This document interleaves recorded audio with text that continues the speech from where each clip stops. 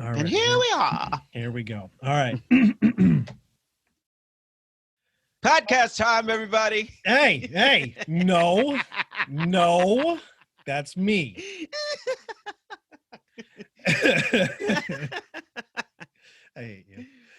Here we go. Podcast time, everybody.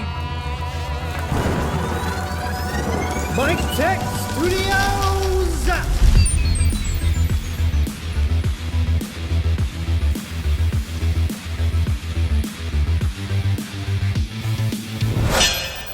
Episode 29. Acting the part, dancing to and becoming the music.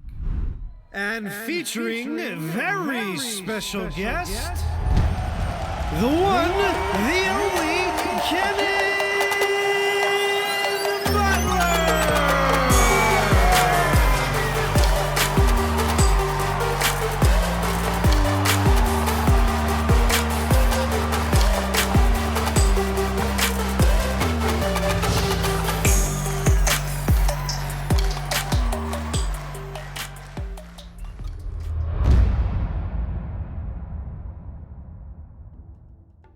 All right, ladies and gentlemen, boys, girls, cats, kittens, and doggies of all ages, thank you for tuning in to yet another great episode of the Mik Tek Studios Podcast. Today's topic, believe it or not, we're going to delve a little bit more into the creative space, acting the part, dancing to and becoming the music with our guest, Kennen Butler, singer, actor, dancer, songwriter, director, performer. I've run out of slashes.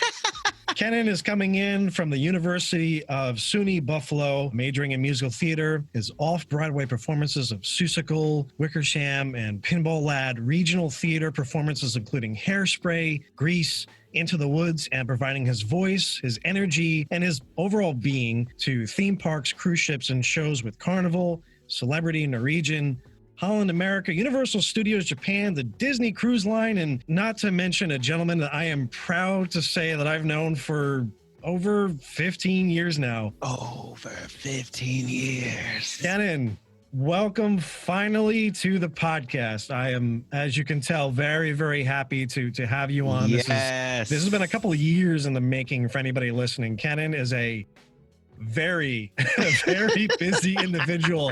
If you haven't noticed by the intro, I had to actually take 2 or 3 breaths. Yeah, it's so strange to hear the parts of your resume read back to you. That's so strange. Right? It's so weird. If we had that with each meeting, I think they would be a little bit more enjoyable if you did that way. Like, you know, it's almost like contestants for like MMA. And in this corner, right, we have the undefeated creative champion this side of the Disney Cruise Line. Hailing from Newburgh, New York, it's Kennen Butler. There you go. And then you come out with your Apollo shorts on, you know. I tired the music, which, you know what I mean? I was always down for Apollo, baby. I love these shorts. They were very loud. He was a little bit, you know, he got in the ring, he talked a lot of stuff, but I think that his shorts were loud, just as loud as his loud as I actually am in real life. This, ladies and gentlemen, that is can we fact check that? Yes, we have a live fact check that is 100% accurate. So anybody that knows Kennen obviously knows how loud this individual is. But in personality and volume. Before we get to that, let's start from the beginning, as most great stories are. It's a very good place to start. Right? Except for if you're choose your own adventure, then you kind of keep your thumb. Ha! Where did all of this creativeness show up, happen in the first place? How did all of this start out? My grandmother, my great-grandmother was alive until I was 23, and she had a piano, and my grandmother also had a piano. And so they would babysit me because I'm a military brat. So when my mom was in basic training or just at work in general, they would babysit me all the time. And I had this ugly, like, late 80s, early 90s tape recorder that looked like a clown. And I used to sit at these pianos, and my grandmother would be like, you would just be in there banging, and I would be like, okay, in about 10 more minutes, I'm gonna have to cut that off because it's giving me a headache. But then she would be like, but suddenly it stopped banging and it turned into whole songs. And she would be like, you're 4. What is this? What are you doing? What is going on here? I feel like that's my earliest memory. I come from like a super musical family. Nobody performs for a living, but like we used to get together on New Year's, on Christmas Eve, and everybody, tone deaf or not, would just sing Christmas carols and laugh. And I think that always is something that like permeated my spirit and stayed with me, because if there was ever a time that I felt family and love, it was when we were all getting together singing. If we were singing at Christmas Eve, we were making up, changing gospel songs to make fun of each other. That was awesome. And 3-part harmony, dude. Like, my family is ridiculous with that stuff. It was really fun. And not everybody can sing. And even now, half of my family has 0 rhythm. Like so rhythmless that they're just in debt. Just no rhythm. But it was never about that. It was always about fun, and it was always about love. And I feel like that's where all of this grew from, that little seed. Sapling, where it all came from. And it's funny how art, music, and just expressiveness really, I mean, even food has a way of doing it, and that I find to be also a form of art. Absolutely. The overall collecting of folks, we always have things that, separate us, keep us apart, make things difficult. But I mean, your family, you're talking from the get-go. That's really, that made the holidays. I'm sure that was what you look forward to when you guys did get together, right? Even beyond that, because I didn't get to do that often because my mom was in the military, and I was in like kindergarten when she was like, we're moving to Germany. So like those types of memories are things that I just have taken with me. Like, even I want to say like last Christmas, my family who lives in Michigan, which is where I was actually born, called me, and I stood outside. I was working overnight at this movie theater, and I stood outside in the cold and snow of New York City, and they sang Christmas carols, and I just stood underneath a 7-Eleven sign, squatted down, blended in with some of the unfortunate homeless people there, and just was refilled with the memory of all of that, of where it all began for me. Memories that, woo. It's difficult because, and this is something I only learned about, I think, later on, when we got to know each other a little bit better, about you moving around so much. I mean, you were saying you started out in Michigan. You made your way to New York. I mean, you've done tours all over the country, basically at this point, almost all over the world. Oh, yeah. Besides where communism, I think, reigns supreme. Try to avoid that. That part. Yeah, and they're not also sometimes not the most favorable to the sun-kissed humans of the world. I see. That is also a I thing. see. Oh, yes. Yeah. Well, and that's the beautiful thing about art. When you are acting out a part, when you are performing a song, when you are creating, and I know it's not something you really do, but I'd be curious to see, just painting or that type of fine art. Brother, nobody wants to see me paint. God was like, here, you can sing, you can dance. I'm going to make you kind of pretty. We're going to give you all kinds of talents. But, bro, I'm going to make sure that your stick figures are lopsided. Like, that's not a thing that God gave me.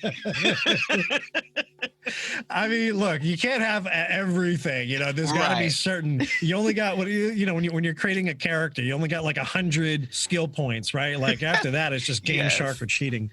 Absolutely. I miss Game Shark. Right? Oh, that just hit me in the nostalgia, dude. We're getting old. I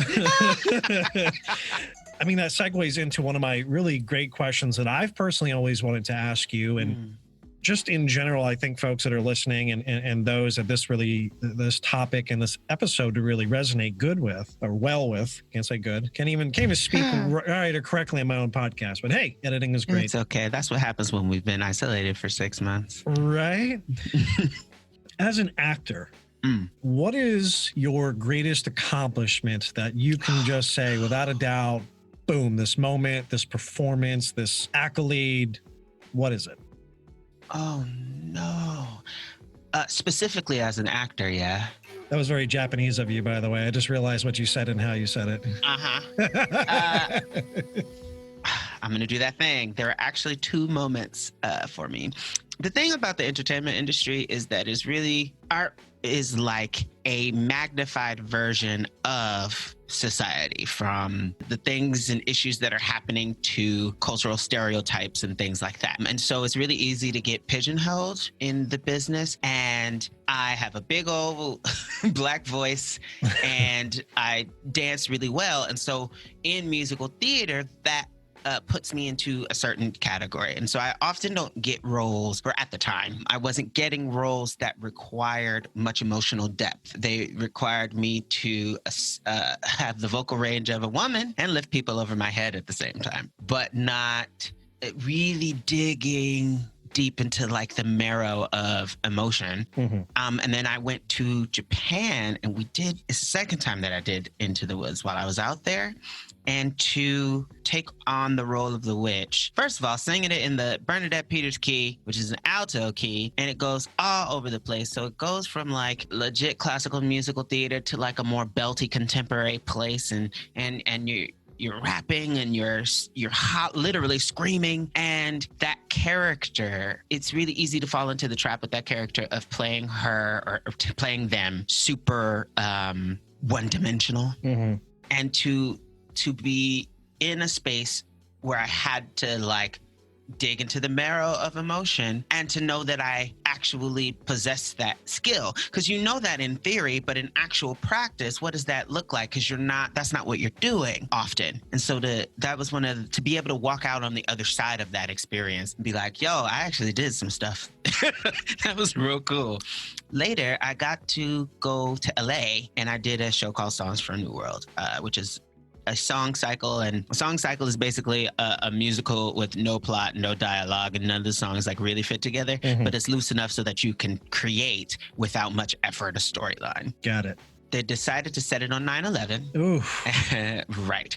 And my character dies in the tower. It gets stuck in the tower and is inside the towers when the towers collapse. And this music from the song cycle within the musical theater ethos is quite famous. And so the tune that that everybody and their mama sings, and it's like the first tune that you learn as a musical theater contemporary tenor called King of the World, and to have to do something that you've been doing for a decade or two, and to be to put yourself in a space where it has to be super, super heightened, because I had to that song happened when I realized that the planes have crashed into the tower and I'm trying to find my way out, but I can't get down because the stairwell is cut off. Take something that is so in you and muscle memory and have to like go to a completely different place all the way left field. Of course.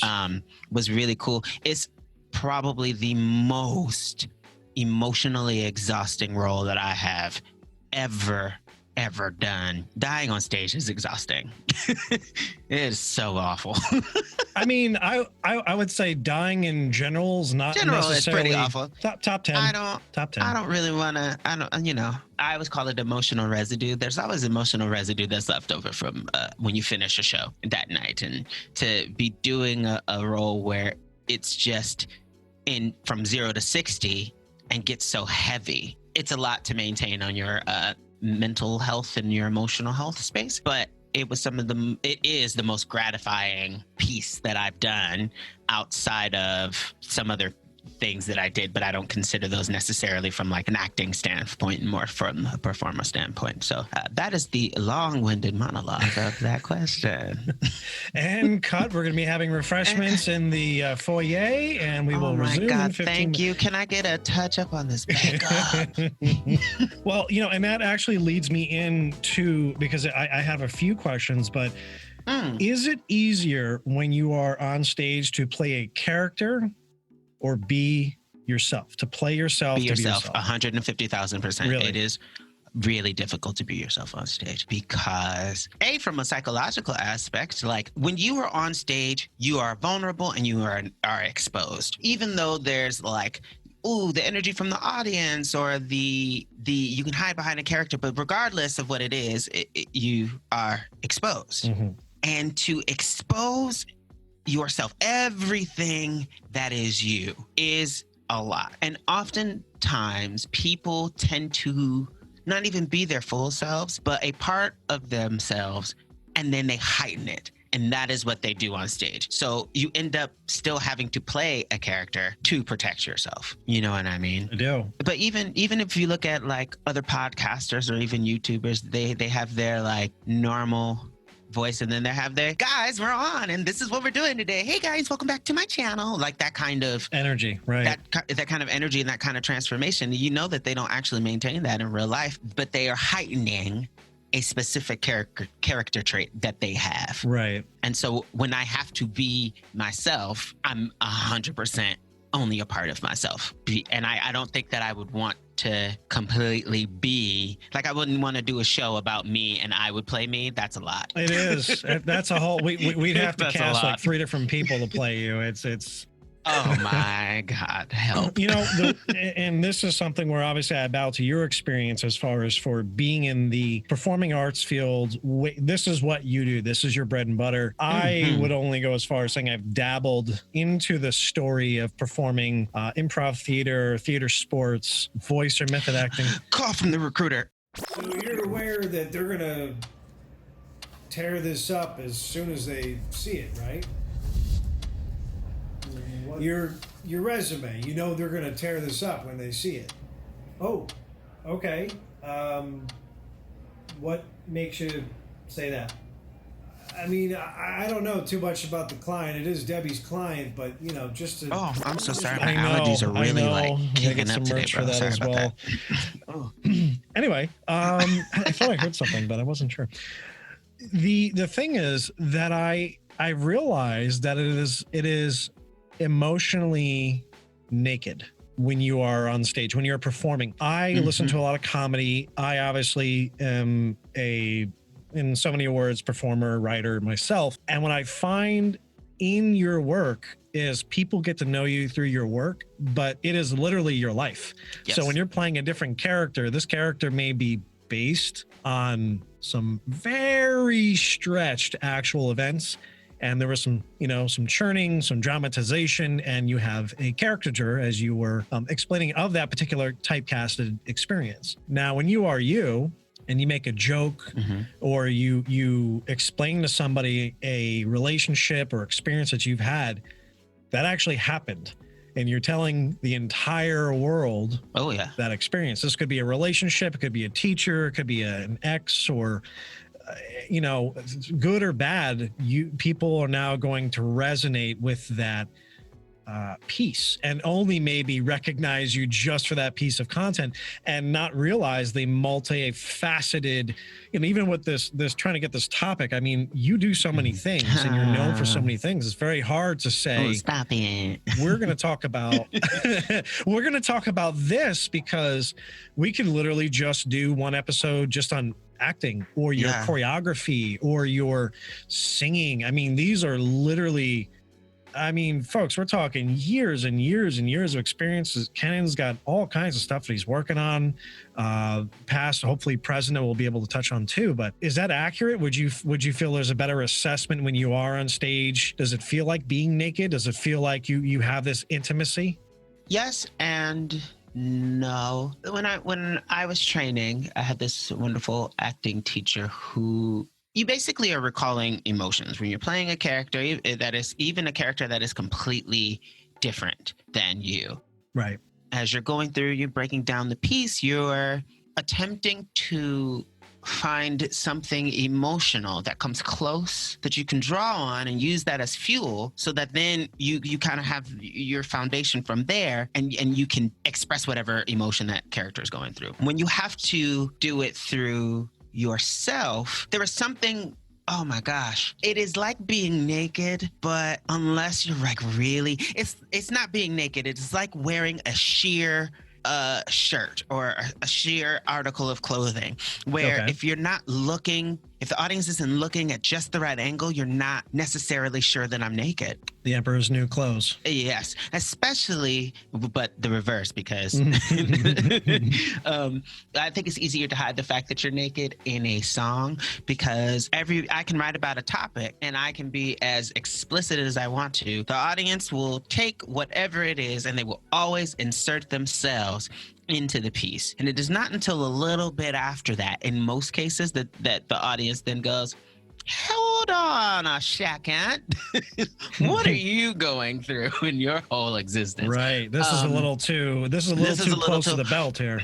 But still, no, what I have learned over the years is that no matter how vulnerable I am, particularly if I have healed or am healing from an event, no matter how vulnerable I am, the thing that I still get to keep is the depth of that hurt and impact of that hurt or a situation, even if it's not a negative situation that I'm writing about. And so I feel I've kind of come to understand that there's still a separation where I still maintain my privacy and I still maintain that boundary, and everybody isn't getting everything, even if I'm sharing and I'm telling you like how awful or how wonderful something was. There's still a part of that is mine. I don't feel completely naked and I don't feel completely exposed. But that's also just me, and I'm a crazy person. Well, no, and I like, as a creative, and this is what's great about, I want to say Kennen and I, the 15 years and probably longer counting at this point, right? Mm-hmm. That as creatives, you're going to have different perceptions of the same thing. That's what creates different pieces of art, different tellings. I mean, even when you look at different characters and you do a dissection of a character, I mean, they've done that with Into the Woods. That was a completely different perspective of something that we have, I want to say, safely have all known to be and exist. And then you have completely different takes on that, as Disney goes on and they do those real big character study pieces where they're almost creating different stories, but yet it's for the same person around the same vehicles. Yeah. You know what I mean? And to be able to experience that, and then, in theater sports, and improv acting, what is great is you can have a scene that could be going through in a scenario, and then all of a sudden, freeze. Yes. Okay, do it like a black and white crime thriller. And then the tone changes, but the story still kind of remains intact. But now you're looking at it through the lens of that. Freeze. Now we're going to do it as a musical. And then you see it through the lens of that. And I find that to be not only the most exhaustive practice as an individual, because you are stretching your entire being. Yes. But you are stretching your entire being, and it makes you stretch into things that as a creative and as a performer and as an artist, you would not normally do. And then you go, hey, I did this. And not only that, I may actually like that type of performance. I may enjoy that aspect of, maybe jumping from genre to genre, theme to theme, or, hey, this opens me up to new experiences for maybe Kennen needs a couple of drinks before he starts painting to see where his next talent is going to be. I did one of those sipping paints, and it sat right on my wall, and I don't even care if it looks like a sixth grader painted it. I'm so proud of this thing. There you go. Paint made it to the wall, and it's framed, and we're golden. That's all that matters, right? Yeah. But I also think that being a creative, you and I talk often about how I am such an advocate for positive mental health spaces and healthy mental health habits. And I think being a creative individual really forces you to look at yourself, because you are the lens that is being refracted. And so oftentimes when you find that you're having blocks, those blocks are in direct correlation with your mental or emotional health space. And it is so eye-opening as you, for example, as an actor, as you are digging deep and trying to access new emotions for the character, you find spaces that you are uncomfortable with showcasing yourself, which often are the emotions that you are having a hard time conveying on stage.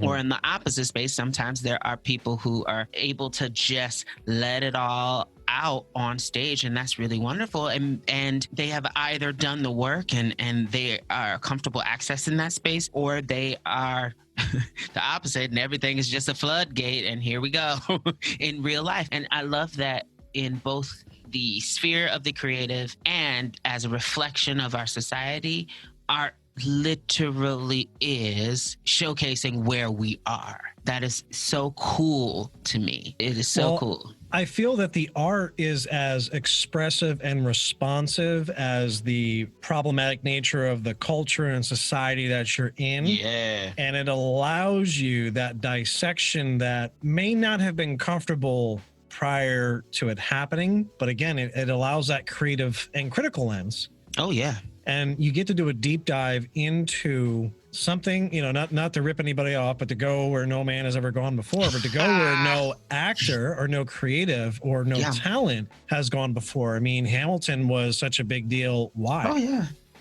And it was like, well, we've had those aspects of performance, little factors that were just collected here. And it's like, well, gee, why didn't we do that before? This has literally been there, and it's amazing. It's like ingredients that you had in your cupboard. Mm-hmm.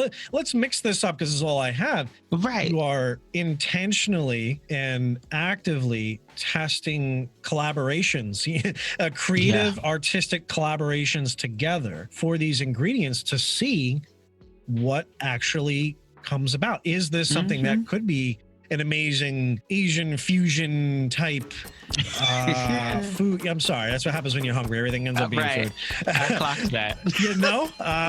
That's how it works. Just to kind of jump off of that notion that you have as far as for people dealing with either their feelings or owning just the situation, good or bad. Now, specifically, as an actor, obviously you're going to get bad reviews. There's going to be bad shows. You're not going to get the parts once you audition, even if you think that it went well. Maybe it did. You don't really know what's in the mind of the director or the CD or anything like that. Even these are all commonplace for working actors, talent, performers. What have you found successful yourself throughout the years to sort of cope, pull yourself together, keep on moving after these type of situations or events?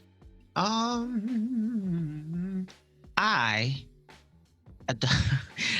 have always adopted a very George Foreman grill philosophy to auditioning. You drain all your fat?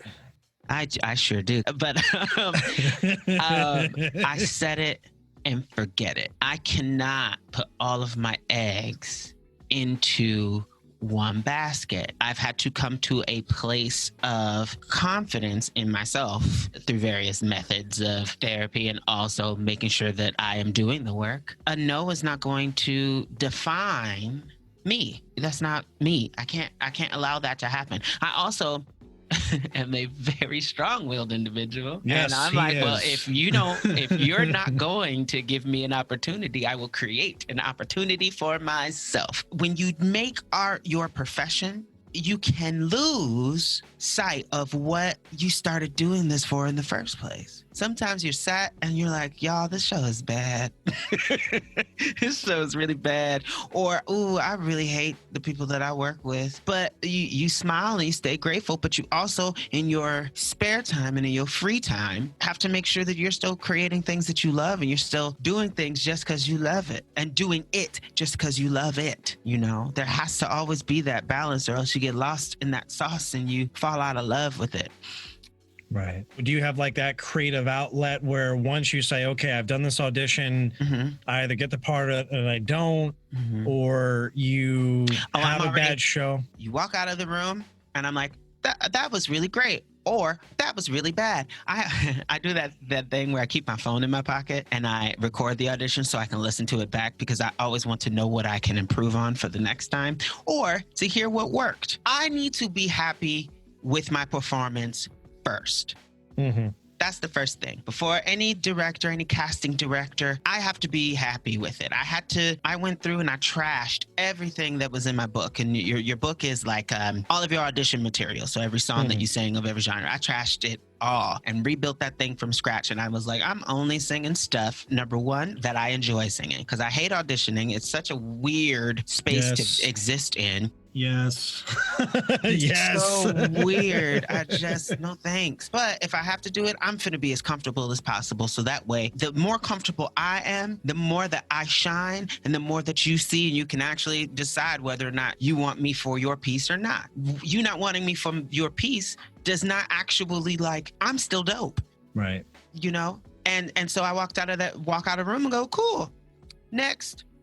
Going on to the next thing. I also, when we talk about bad shows, I find that a bad show for me is a show where I am not invested in what I'm doing on stage. The audience should definitely feed you, and you know, there's nothing more arduous than performing for an audience that thinks that they're watching YouTube.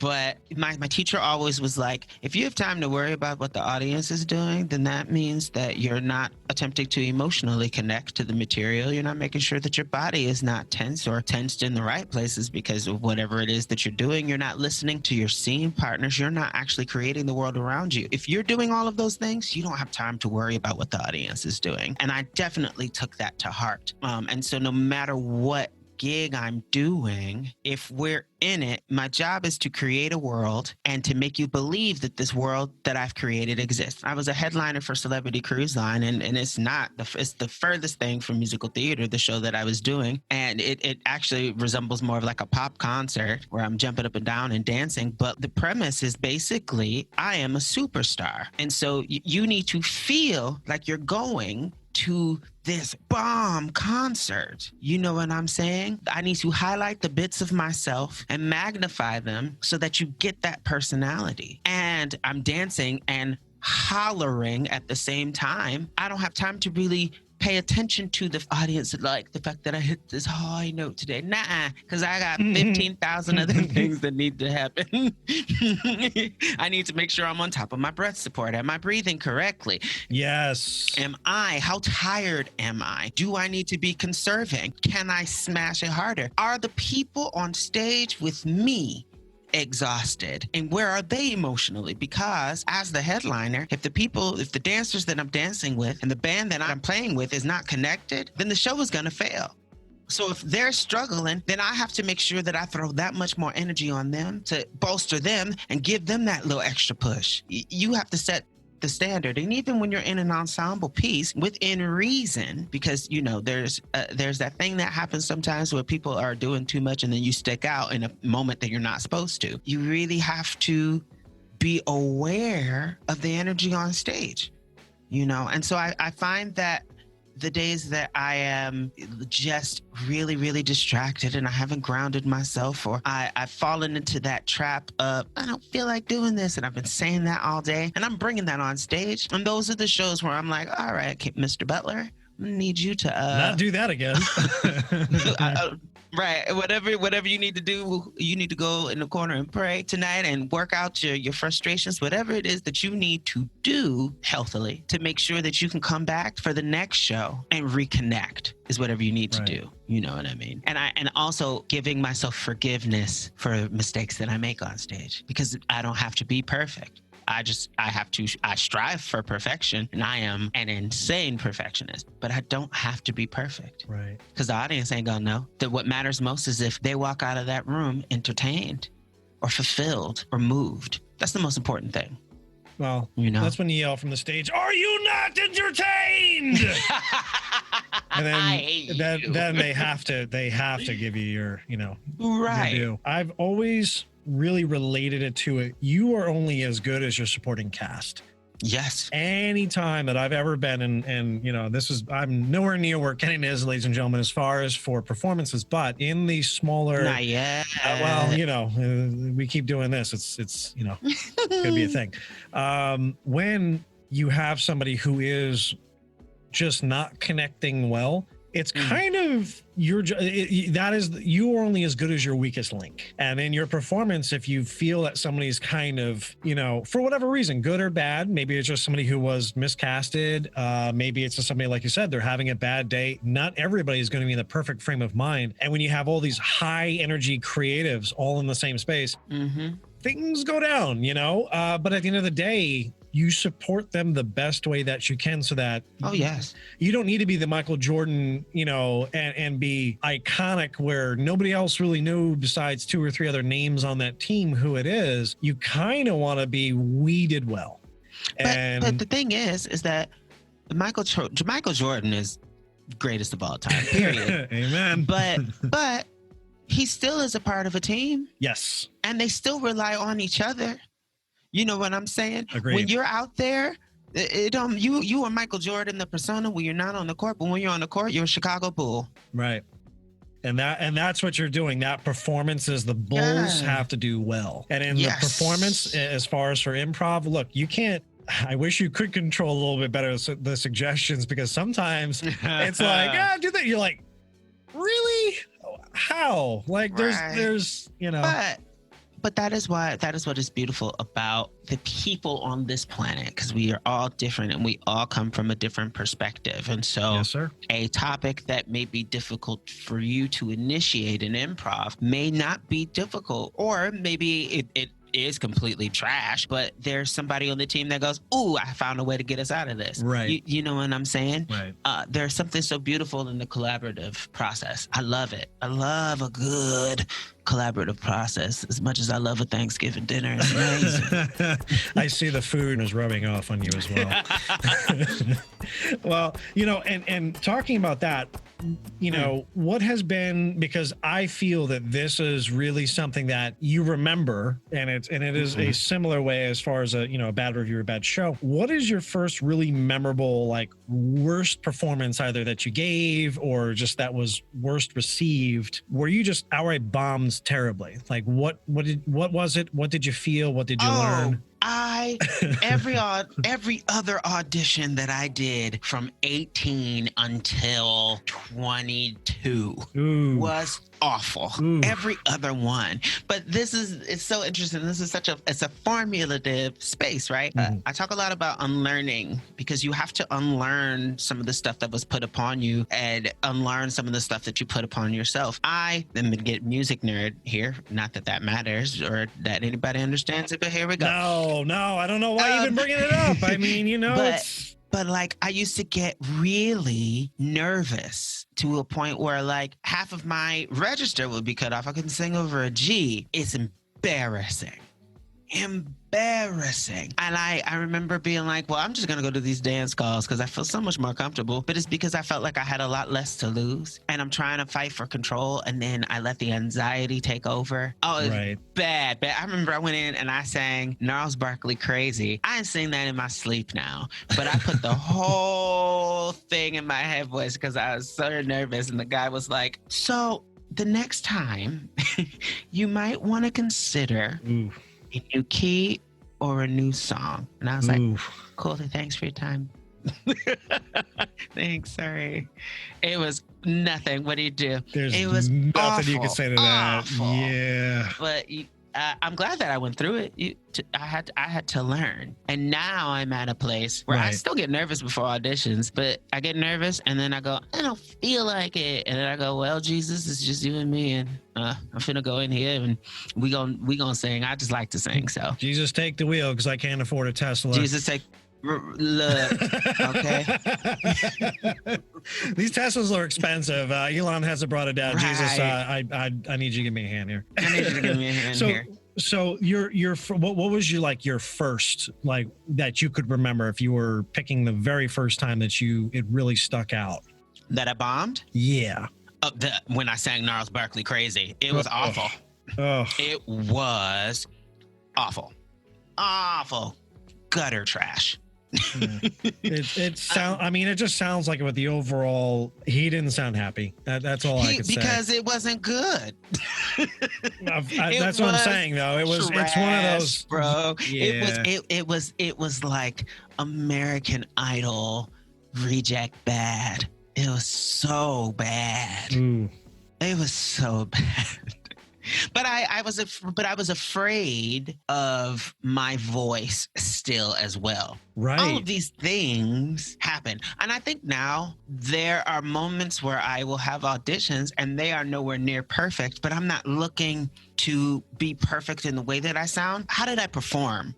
Right. Is what I'm. How do I come across? Because I've learned that the audience can forgive a couple of bum notes if you are like making them come on this journey with you. If you are so invested and so connected to what it is that you are doing and saying, people can't stop watching you. And so a bum note here and there is not, now we shouldn't be doing that, but a bum note here and there is not going to prevent you from getting a call back or booking the job at all. And so I am less likely, I think now, to feel like I've had bad performances, even when I have to, I know good and well, I'm gonna go out here and sing this B show because my voice is tired, but I'm still 100, if not 100%, 117,000% invested, and even more so because I know that I can't do what I normally do vocally. Mm-hmm. And so the audience will always still be like, that was so great. It was so amazing. And I'm like, oh, child, if you only knew what it actually is. Right. Right. The prayer. The chaos brewing in the head right now. The palpitation of sweat. You have no idea. No idea. Thank you. Please pay and please come again because I need work. Right. Well, and even with that, so when you have folks that are just starting out, maybe they're discouraged from recent events, kind of going on, maybe even unbalanced opinions that hold them back artistically or being able to be true to themselves or their creative calling. Or, maybe they're really good. Maybe they are talented. They just haven't broken through that mainstream tide yet to share what it is that they do and their talents with, the masses. For those that are in the audience listening right now, that this is probably all too true for them. And they're probably even looking up to you and your accomplishments as they're listening. Oh, dear. As I'm sure there's so many folks that obviously know Kennen that are, going to be listening to this. Ew.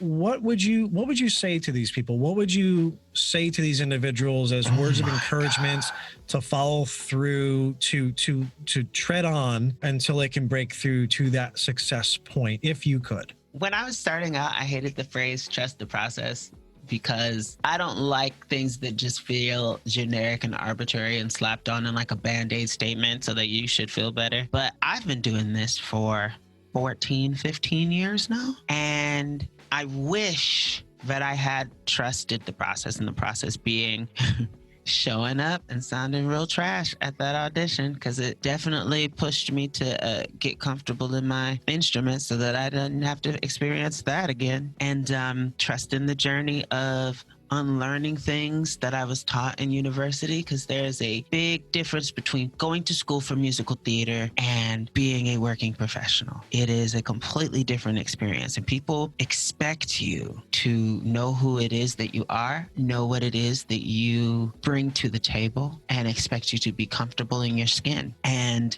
that is not always realistic, especially when you're just graduating or you're just starting out or when you're younger. But all of those things come to you over time. And there's a bunch of crazy stuff that has to happen to you and around you before you can arrive at a place of understanding of self and understanding of your art and how you exist in it. And that is the process. And in all things that happen, good and bad, they're all being done to prepare you. And we can learn from all things. That's why I'm very much like, I don't have regrets, because if I had a regret, that means I did something in vain, and there's nothing that happened that is in vain. Now, would I do it again? Probably not. But I think that mistakes and bombing are equally as valuable as our successes and triumphs. They help show you who you are and what it is that you do and give you a better understanding of those things. So I just say, trust the process. Trust yourself, know yourself, and at the end of the day, find your way to base your self-worth internally, as opposed to the external validation that you get from people being like, oh my God, you could really sing, or booking that job, and whatever. The lifestyle of the artist is grueling. and exhausting. And especially when you're living in like New York or LA, it can chip away at your whole spirit. That is all the more reason that you have to have a solid foundation of self and self-love and self-care. So trust in that process and love on yourself. I agree. Mic drop, yes. Mic drop ramen noodles.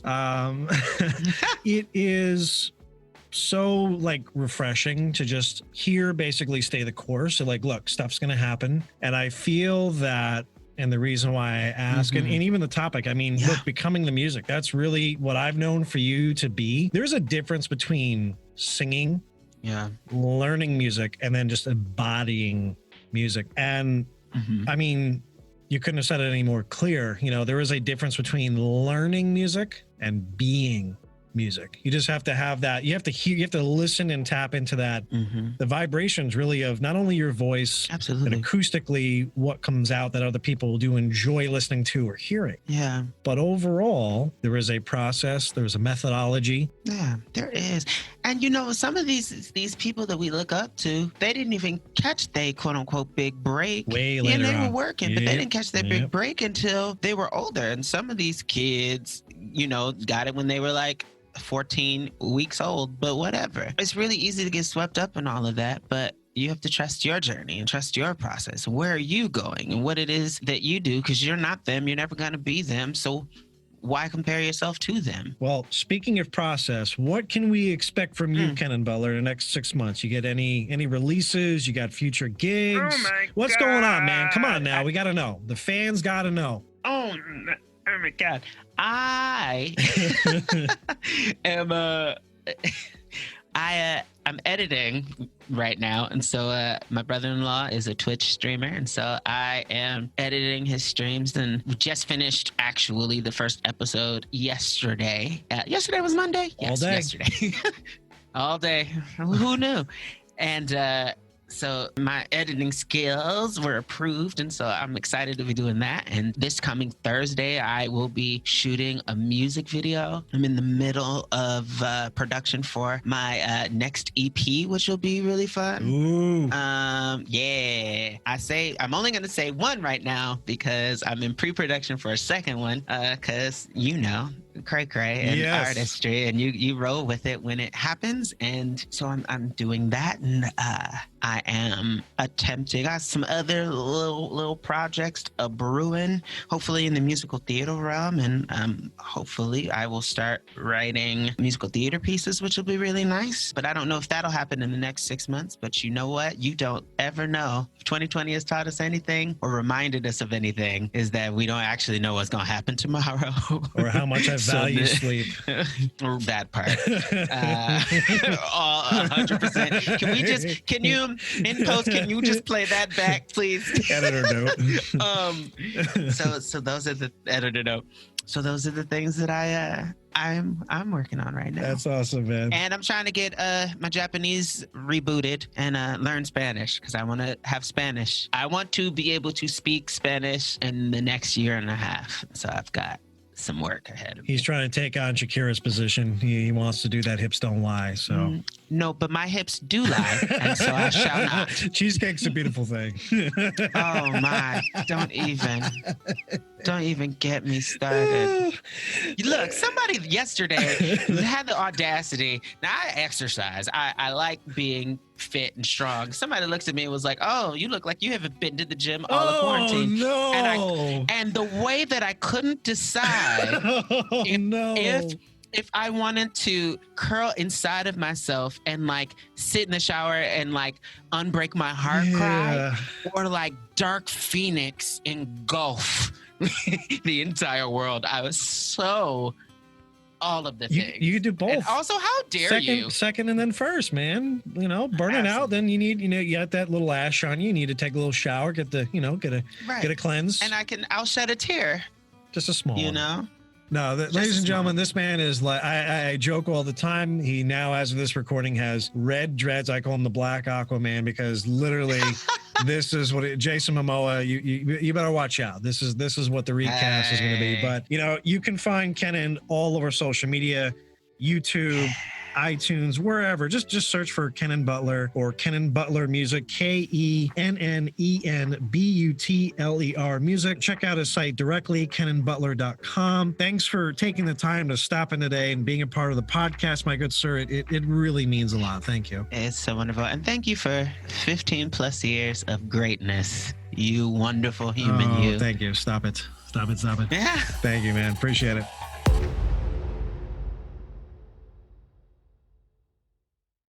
The Mik Tek Studios Podcast, your source for design, entertainment, marketing conversations, and content. Amazing guests, tips, humor, and stories available on iTunes, Google Podcasts, YouTube, SoundCloud, Spotify, Podcast Addict, and your podcast app of choice. This has been a Mik Tek Studios production.